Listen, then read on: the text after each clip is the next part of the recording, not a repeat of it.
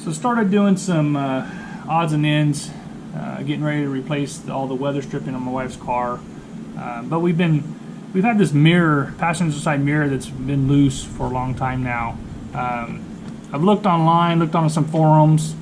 Most of the forums are talking about this piece up here being loose and how to repair it. There's a lot of things on there on how to repair it with, dissolving, putting the mirror in gas, dissolving the adhesive, taking the glass out, pinging it, denting it, all kinds of different options for that. But I haven't been able to find anything really on the base, and I'm going to show you what my problem is.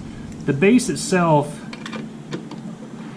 is fixed with a barrel type screw, and that screw, when you look at it in conjunction with the actual mount, you can see there's a lot of you can move it around. It's not really a tight fit, so no matter what I do, it's going to sit there and it just wobbles and wobbles and wobbles. So my solution was to use some old inner tube, cut them out in the shape of the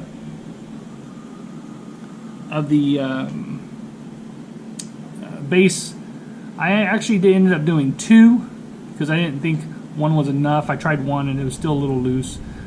I don't necessarily think you need to cut it out in the same shape as a teardrop, but I did. Once that was on there, I mounted